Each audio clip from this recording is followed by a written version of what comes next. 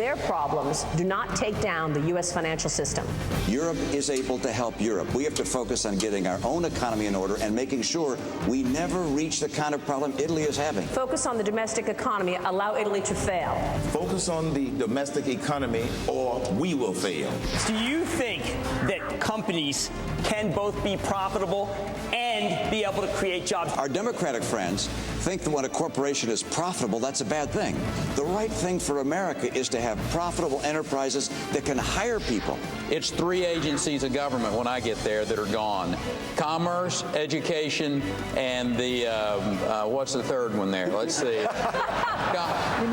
Oh, 5. Okay. So commerce, education, and the EPA? EPA. There you go. Historically, this is the richest country in the history of the world because corporations succeed in creating both profits and jobs, and it's sad that the news media doesn't report accurately how the economy works. Economists agree that there can be no economic recovery without a recovery in housing.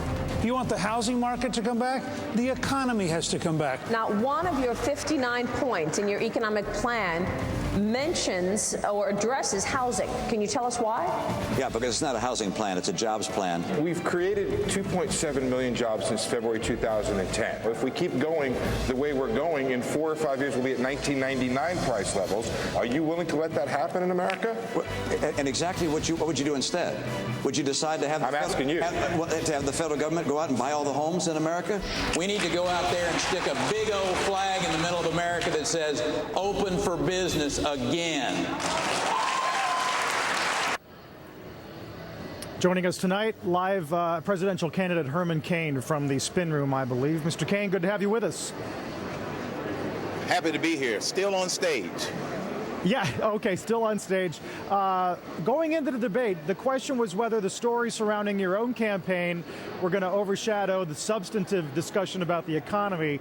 Going into tomorrow's headlines, though, the headline is widely expected to be the gaffe by Governor Perry for getting the third agency that he would cut.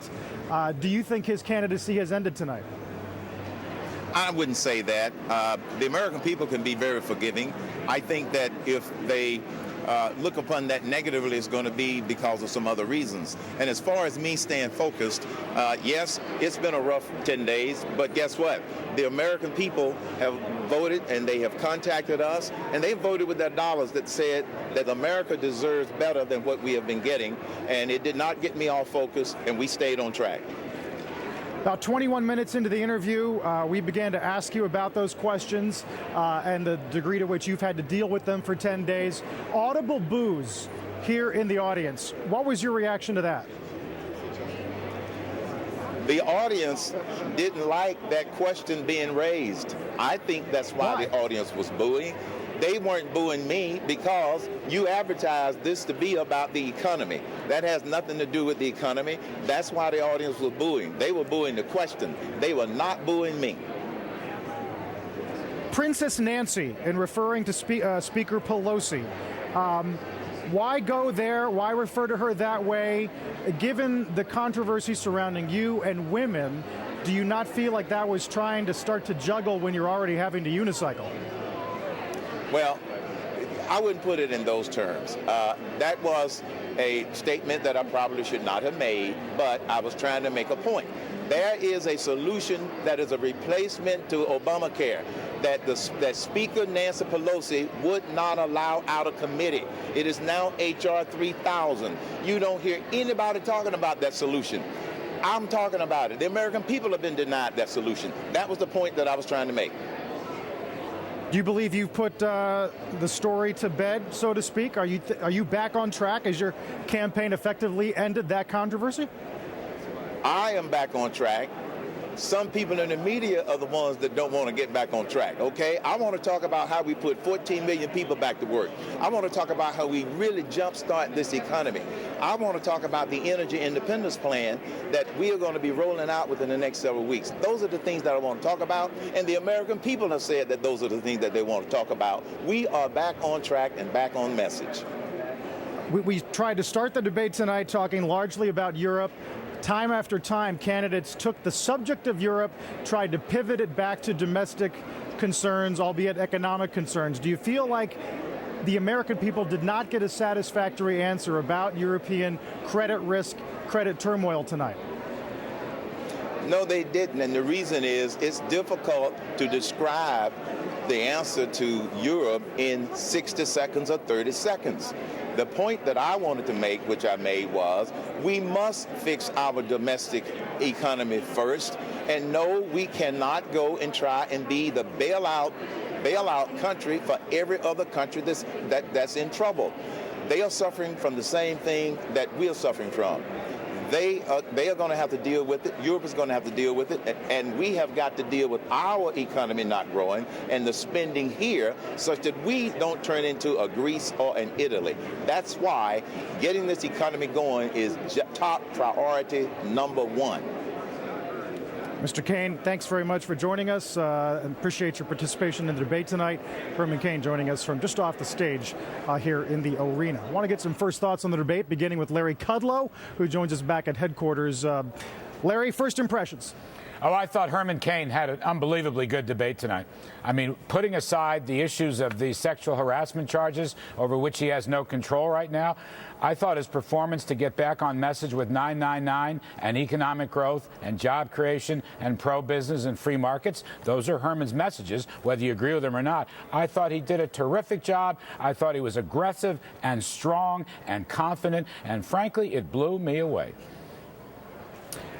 Jack Welch tonight tweets the Perry moment, the gaffe, will be on highlight reels for years to come.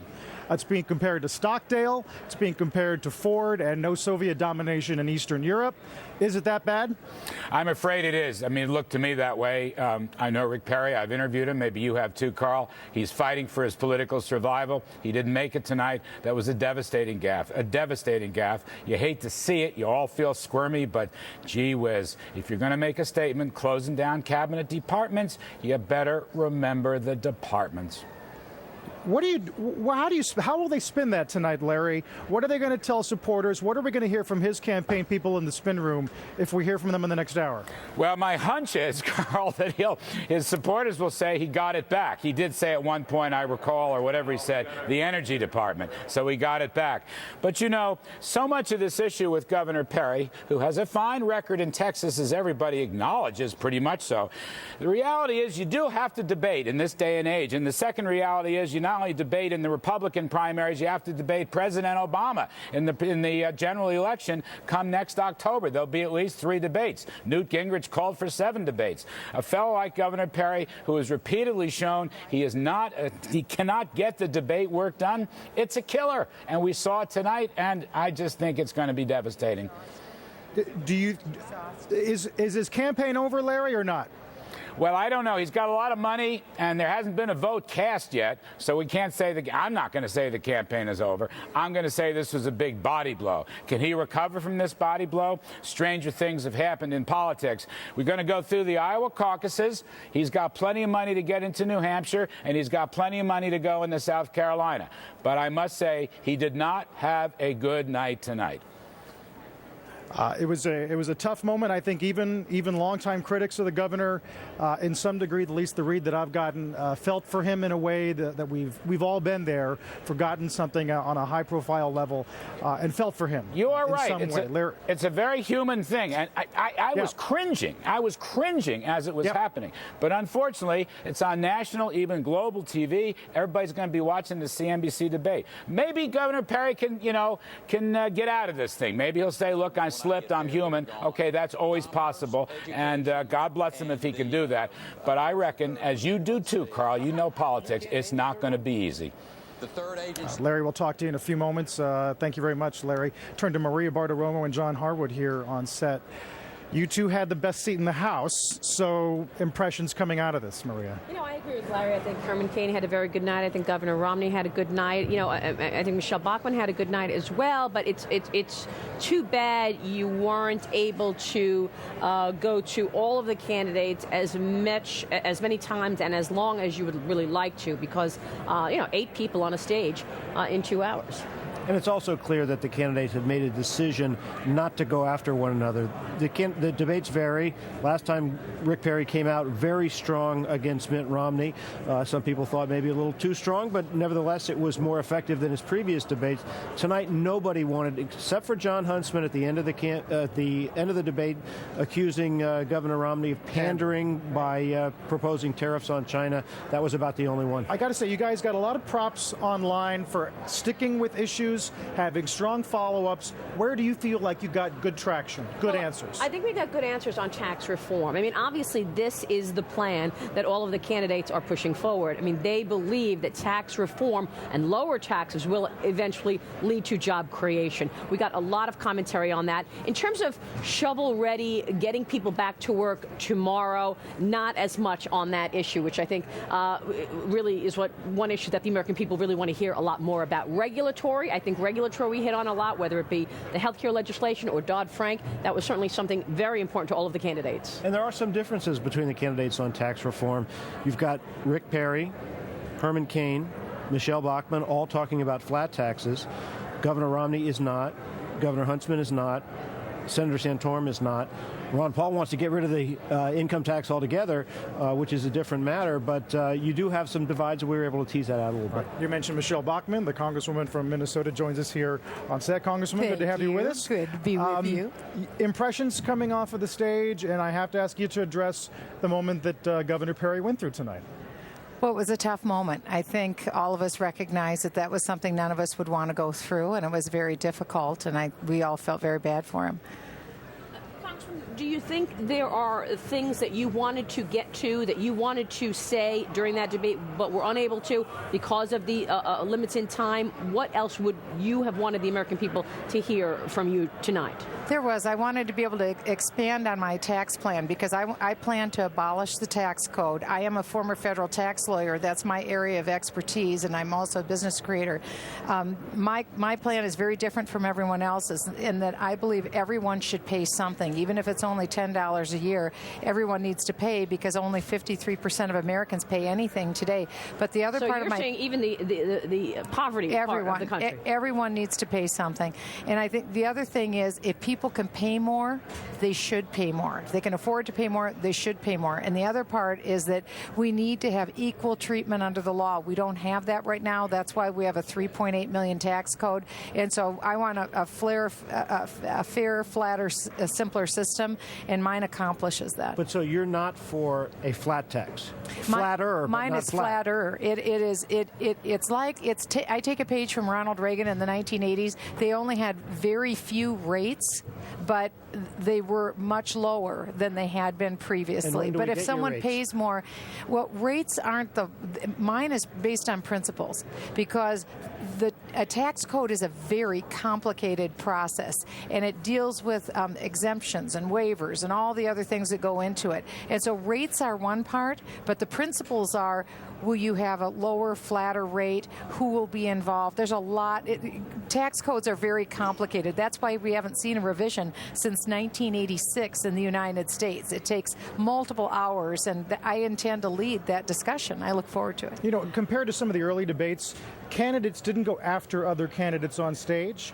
I wonder if you think that's a reflection of the way the race is situated now, or the fact that your policies on various economic matters don't differ to large degrees? Well, I think I really want to give credit to CNBC. I think that really you as moderators set a tone because you weren't baiting one candidate to go after another. A lot of times, if you notice previous debates, that will happen. That didn't happen here. This was really about economics, which I want to thank you.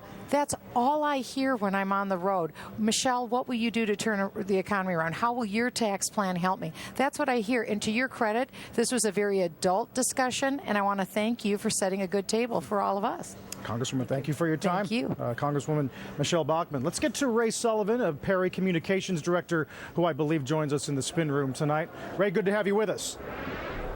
Glad to be here. Thanks. We're next. Come back up. What happened there? Well, we had a stumble of style, but not substance. As the governor just said here, talking to the media, it was good he was wearing his boots tonight because he stepped in it. But he still named 2 more agencies to eliminate than this president. We've seen throughout history that every modern president has had a gaffe. What is important here is substance. This debate was about substance, and the governor clearly articulated the best plans for job creation, for cutting taxes, for going to that flat tax that he talked about. We'll get through this and get back on the